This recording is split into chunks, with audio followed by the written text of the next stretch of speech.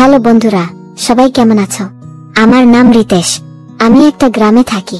আমার মা বাবা এখন আর এই পৃথিবীতে নেই। আমাকে আমার মামা আর তার স্ত্রী মানে আমার মামি বট করে তুলেছেন। মামির নাম অর্চনা, তার বয়স প্রায় 38 বছর। আমরা আসলে মুম্বাইয়ের লোক, কিন্তু মামার বিয়ে গোড়াই গ্রামে হওয়ার পর আমাদের এখানে চলে আসতে হয়। আগে আমরা বাড়িতে পশতো ভাষায় কথা বলতাম, কিন্তু এখন ধীরে ধীরে সেই ভাষাও কমে গেছে। মামা আগে একটা কারখানায় কাজ করতেন। সকাল 6টা থেকে বিকেল 5টা পর্যন্ত ডিউটি ছিল। তখন আমার বয়স ছিল মাত্র 12 বছর। আমরা তখন মুম্বাইয়ের আরে কলোনি গ্রামের কাছাকাছি একটা এলাকায় থাকতাম। মামা যখন বাড়িতে থাকতেন না, আমি মামির সঙ্গেই বাড়িতে থাকতাম। ছোটবেলা থেকেই আমি মামিকে খুব গভীরভাবে লক্ষ্য করেছি। তিনি অন্য পুরুষদের সঙ্গে কথা বলতে খুব একটা দ্বিধা করতেন না। একবারের কথা, আমি তখন 7ম শ্রেণীতে পড়ি। শনিবার স্কুল ছুটি তাড়াতাড়ি হওয়ায় আমি বাড়ি ফিরে আসি। সেদিন বাড়িতে একজন লোককে দেখি, তার বয়স মামির চেয়ে কমই হবে।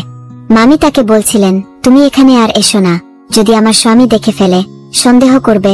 তারা দুজন ঘরের ভেতর বসেছিল, কিন্তু আমাকে দেখেই মামি ঘাবড়ে গিয়ে উঠে দাঁড়ান। তার হাতে একটা শপিং ব্যাগ ছিল, যেটা তিনি তাড়াতাড়ি পিছনে ফেলে দেন। আমি অন্য ঘরে চলে যাই। কিছুক্ষণ পর সেই লোকটাও চলে যায়। তারপর মামি আমাকে খাবার দিয়ে বললেন, রিতেশ, মামাকে বলিস না যে অভিষেক এখানে এসেছিল। সেই লোকটার নাম ছিল অভিষেক।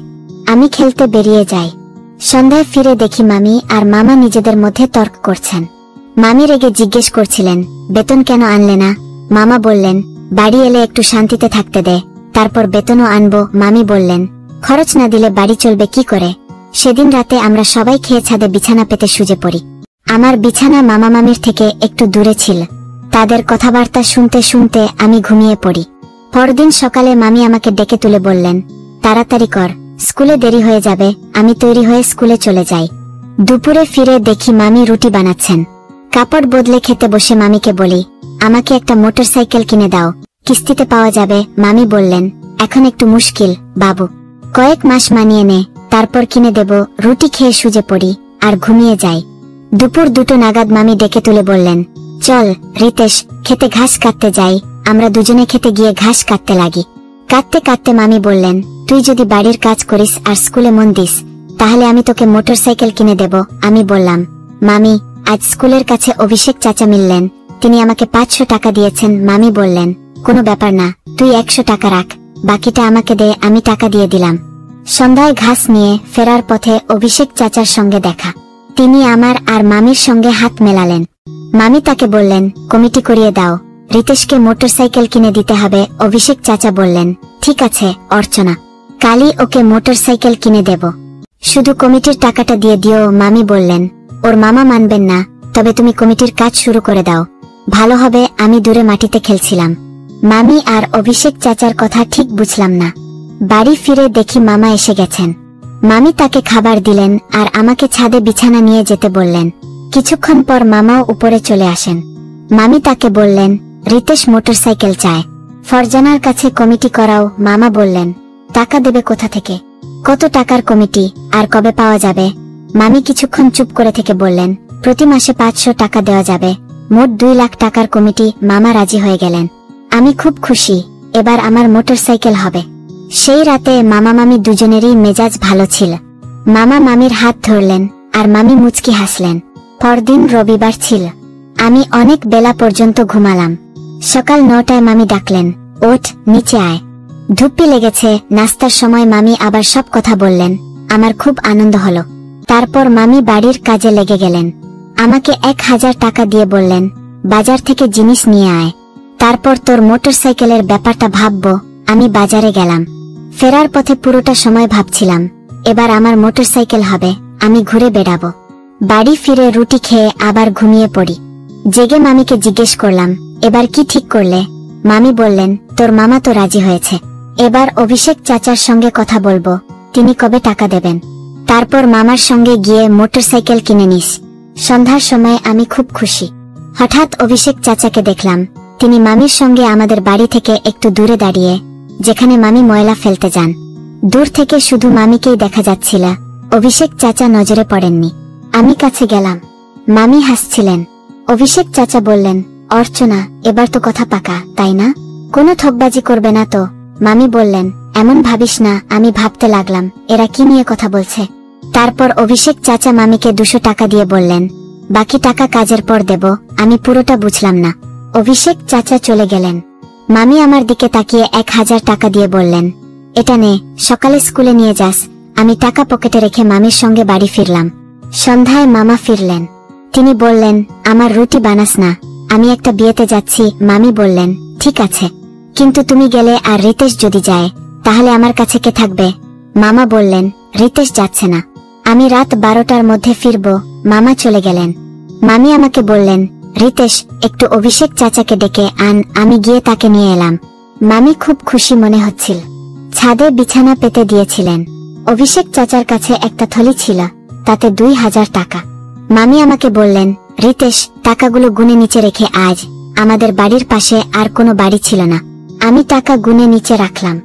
ভাবছিলাম, মামি এত সেজেগুজে এত খুশি কেন? ছাদে ফিরে দেখি অভিষেক চাচা বলছেন, অর্চনা, তোমার কাজ তো হয়ে গেল, এবার তুমি তোমার কথা রাখো।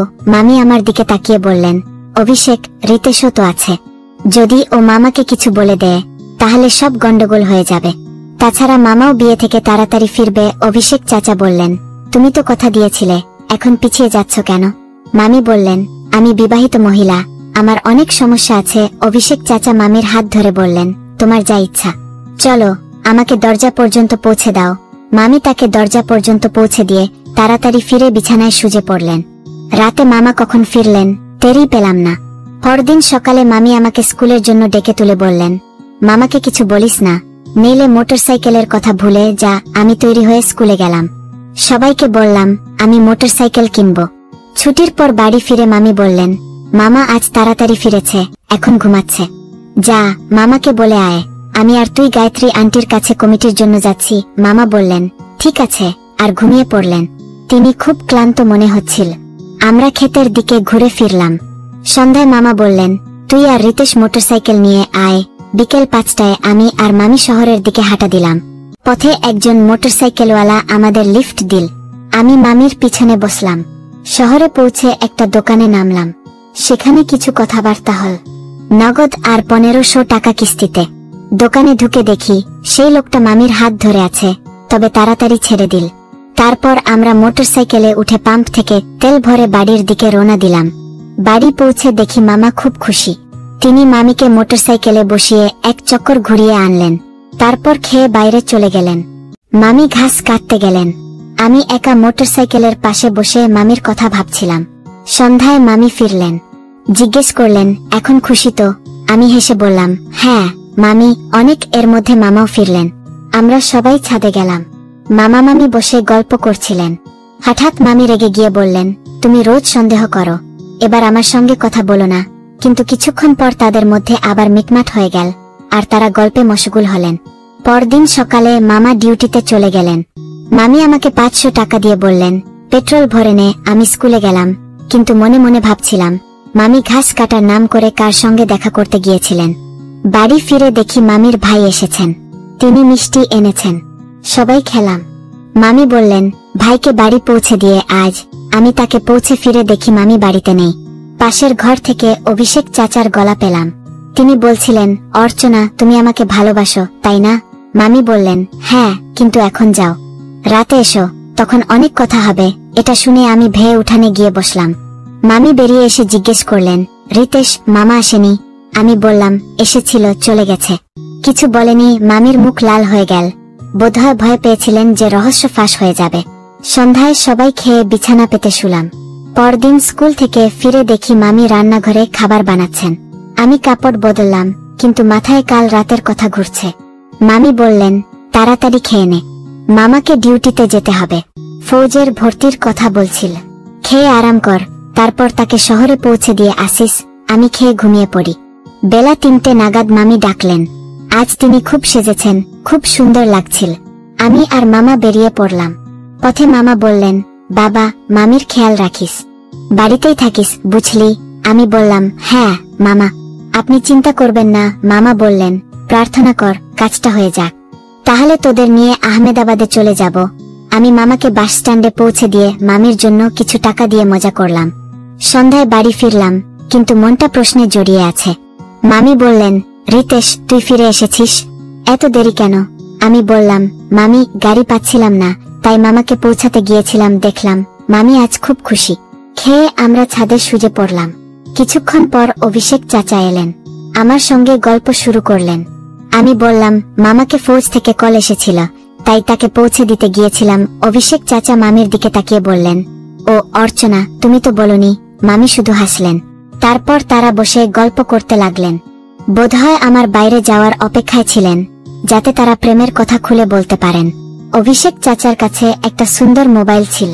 মামি আমার দিকে মোবাইল ছুড়ে দিয়ে বললেন, যদি চেঁচামেচি করতে জানিস তাহলে এটা নে, গেম খেল। মোবাইলটা খুব সুন্দর ছিল, এমন মোবাইল আমি আগে কখনো দেখিনি। আমি মোবাইলের স্ক্রিন থেকে চোখ সরিয়ে তাদের কথা শুনতে লাগলাম। অভিষেক চাচা বলছিলেন, তুমি আমাকে বিয়ে করো, আমি তোমাকে সবসময় খুশি রাখবো, কোনো কিছুর অভাব হতে দেব না।